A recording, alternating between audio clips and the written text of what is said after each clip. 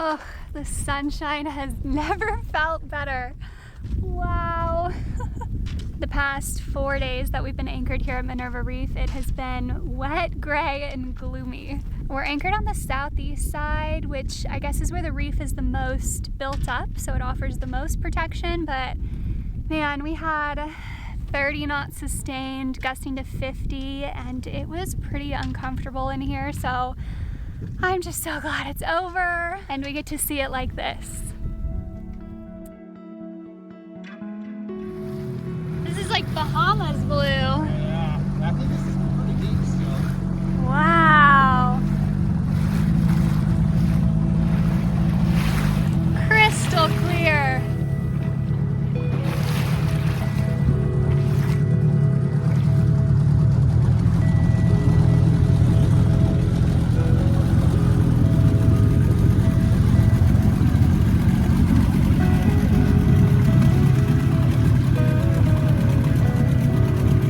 I'm going to turn around so we can get our depth thing. That's probably a good idea. If it's just super clear or if it really is getting shallow.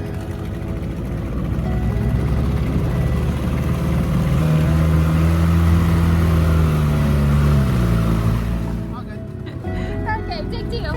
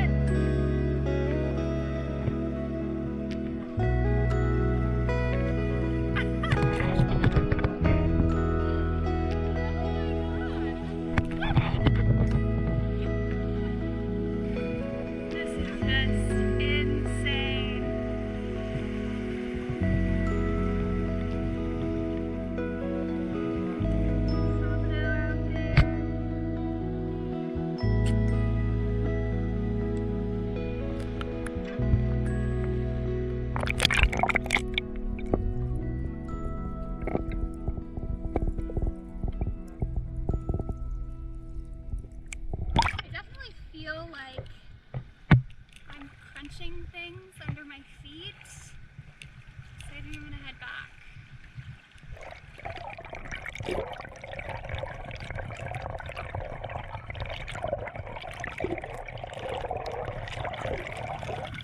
I don't know, I bet there's some crayfish to be had under those rocks, but we've got plenty of food on board, and I just don't think it's worth potentially damaging coral.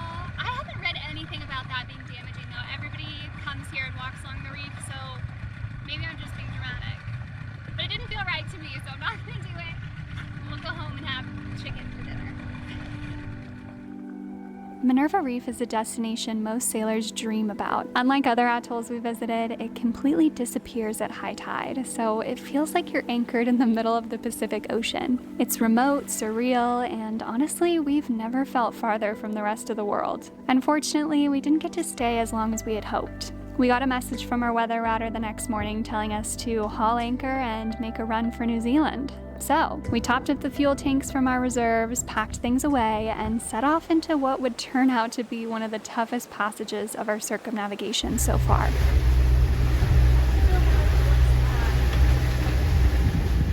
We knew leaving 2 months before the weather patterns usually settle down was going to be a challenge, but we had no idea just how difficult things were going to get. Can I get your current position?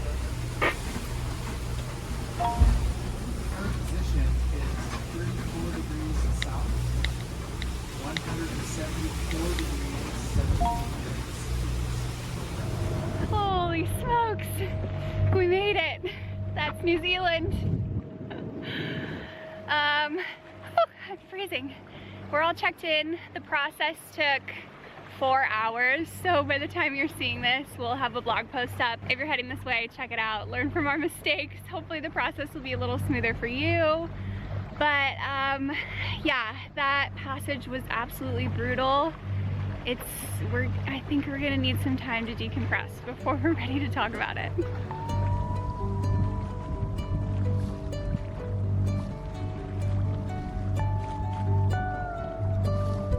it's windy. I'll make sure I have a good knot. If you don't know how to tie a knot, tie a knot.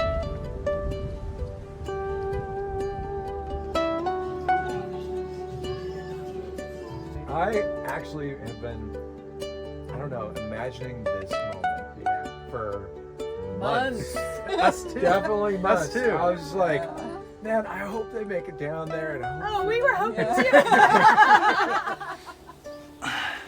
It's been a couple of weeks. Where are we? We're in New Zealand. Ah, It's been a couple of weeks since we got here. We've caught up on sleep. We've ate some really good food. We've Emptied the reconnected boat with out. old friends. We've emptied the boat out. I think we're finally recuperated enough to discuss the passage. yeah, it was a. I mean, it wasn't horrible. It wasn't a horrible passage, but it was definitely a challenging passage. Absolutely. So when we left Minerva Reef, we knew there was a storm coming. But the general consensus was, as long as we arrive by Monday, we'll be fine. And so we exited the pass, and pretty immediately, it was a lot rougher than we were expecting. Oh, the sea state was pretty bad. We were still sailing, but the Yeah. sea state was pretty bad. Absolutely, and the wind was about 20 to 30 degrees off of what we had anticipated, which is fine, we're sailors. We made the appropriate adjustments, and even though it was uncomfortable, we were making great time.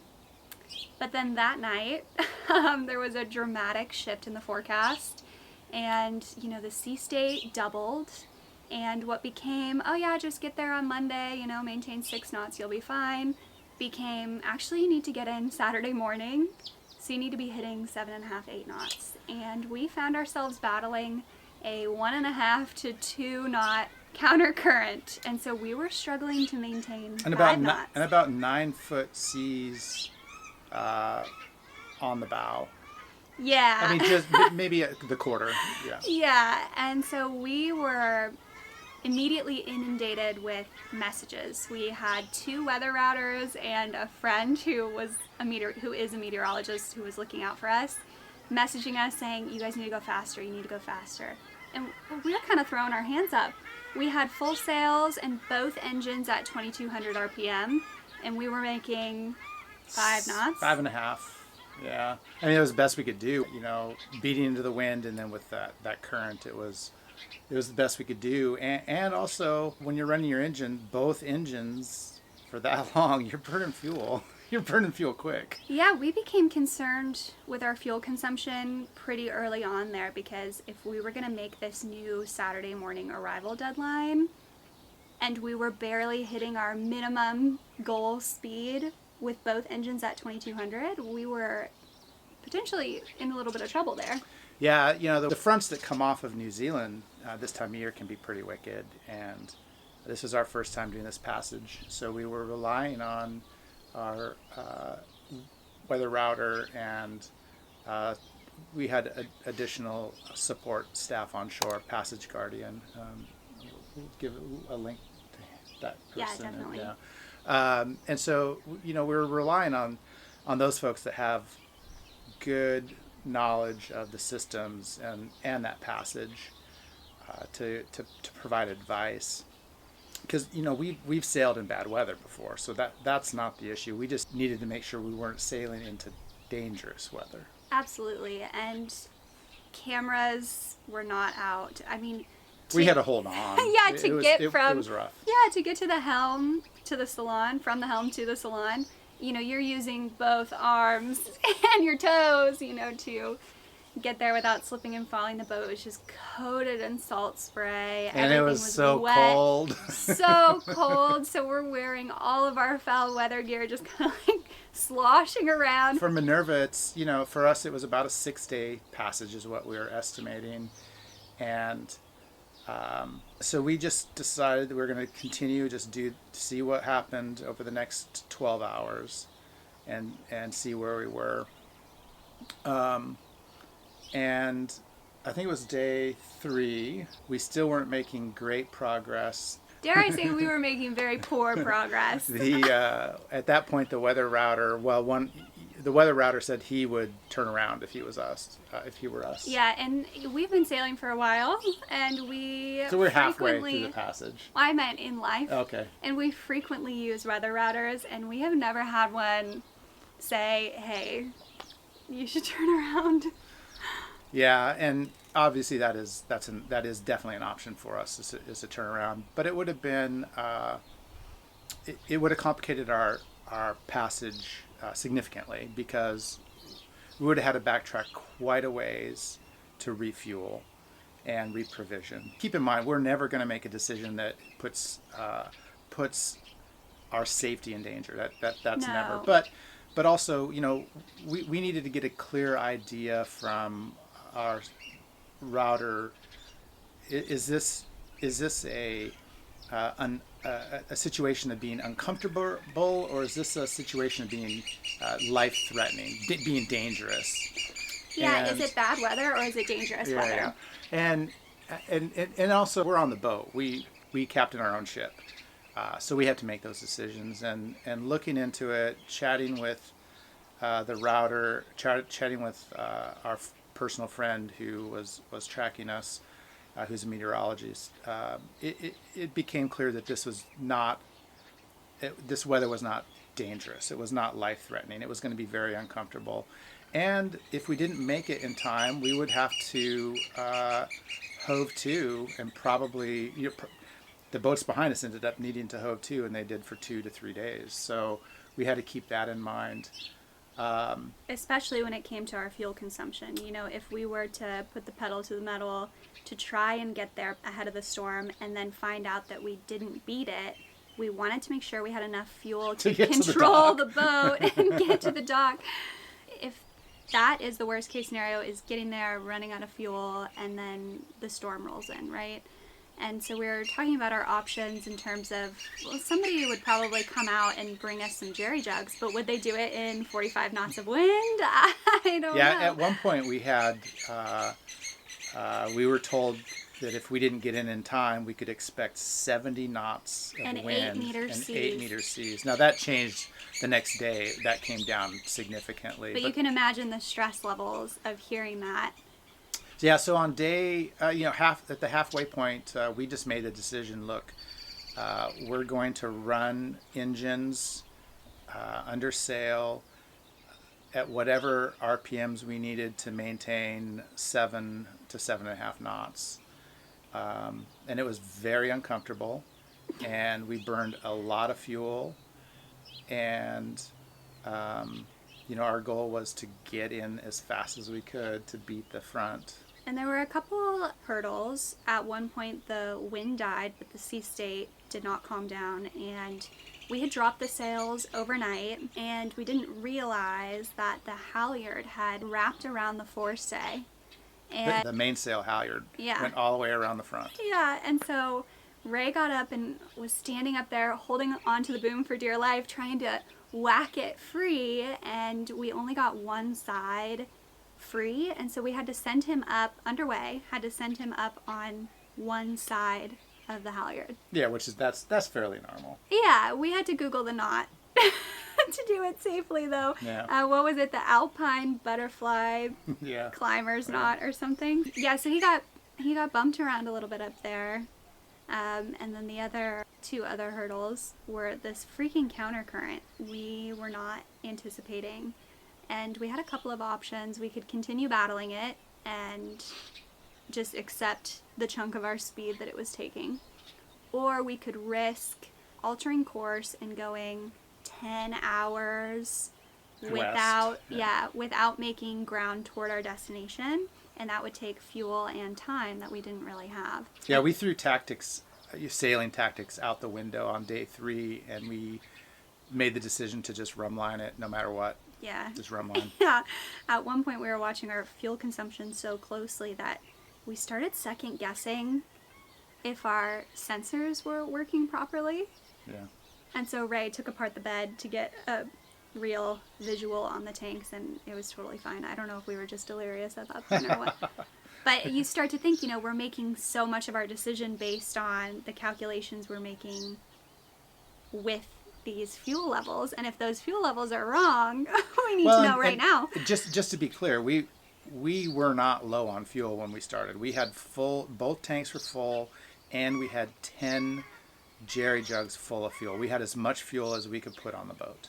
So we didn't start out this trip with low fuel. Yeah, we did everything we could to make sure we were set up for success for this passage, but we just burned through so much trying to maintain the highest speed possible while we were battling that freaking current. Yeah. Well, and it also should be said that this could be a problem of our own making, because we did this passage probably 2 months earlier than what is normally done. It is totally our fault. Yeah, it is. Full blame. Yeah.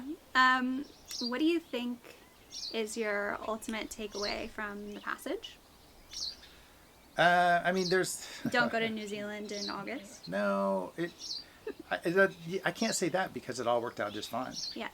I would say that the ultimate takeaway is that you need to gather all the information that you need to safely make your own decision. A weather router sitting 1,100 miles away looking at grid data can't make a decision for you on the boat. Certainly listen to the experts and take their advice into consideration with your decision making. But at the end of the day, you need to captain your own boat, and you need to make the decision based on what your vessel can handle and what your crew can handle. If we were in the situation of our friend who is a meteorologist, I don't think we ever asked him, what should we do? Because that's obviously, he's also a sailor, so he knows that that's our decision. If we were in his shoes after this passage, and someone was in our shoes in that passage, knowing what we know now, I probably would tell someone to turn around. Yeah. I would No, say turn around. Sure. For sure. Yeah. It's all fine because it worked out. Yeah. But looking back at the situation, I think the logical advice would have been to turn around. Yeah, look, the one advice that I'll have, one piece of advice that I'll give for this passage is, for people who haven't done it, is number one, don't underestimate the strength of the fronts coming off of New Zealand. And number two, don't overestimate the amount of protection that you get from the coastline of New Zealand. Yeah. When we got into Bay of Islands, that wind was wicked. Yes. It was wicked. And we were trying to dock on their Q dock, and it was dark, and there's no lights. And we were the first transient boat of the season, so the Q dock is completely empty, and it's a true quarantine dock. It's not attached to land, so no one was coming to help us. And it was, it was like 2 in the morning. Yeah, it was 2 in the morning. It's pouring rain, freezing cold.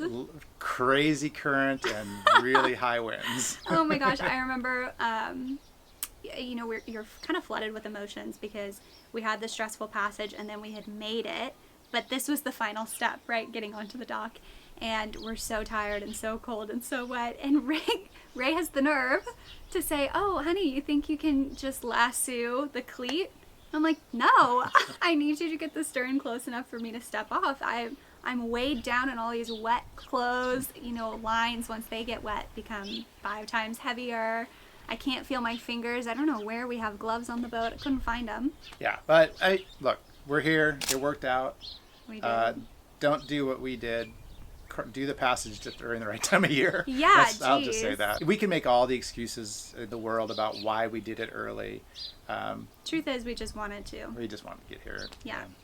Yeah, we've had a tough past year and a half, I would say, and we have really been dreaming about hauling out, doing some much needed upgrades on the boat, and maybe we idealized arriving here a little too much, and that pushed us into wanting to get here as soon as possible. I will say that it's been really amazing since we got here. So lovely. We're so comfortable. Look at our backyard. We are a little bit cold.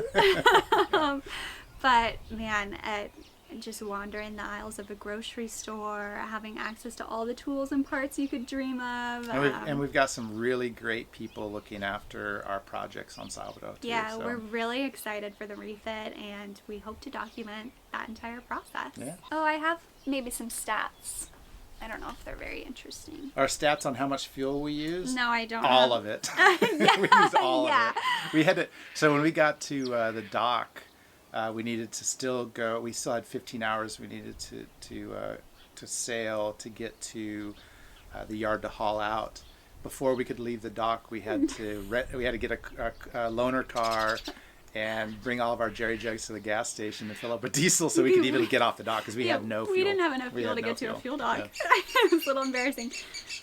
Okay, the total distance for this passage from Minerva to New Zealand was 848.5 miles, and it took us 5 days and 18 hours. Our average speed was 6.1 knots, and our maximum speed was 10.4 knots. Average wind was 15.6, max was 34.1. We arrived in Opua at 5:40 a.m. There you go. That's the wrap on that. But we made it to our haul-out facility, I think 2 days after. Port Whangarei Marine Center. Awesome, Yeah. awesome facility. And Yeah. great people too. Yeah, the guys seem super capable. The facility is insane. That's beautiful. I can't wait to show you guys. That's it for this week, guys. Thank you so much for watching. Yeah, thanks. And we'll see you next time. Bye.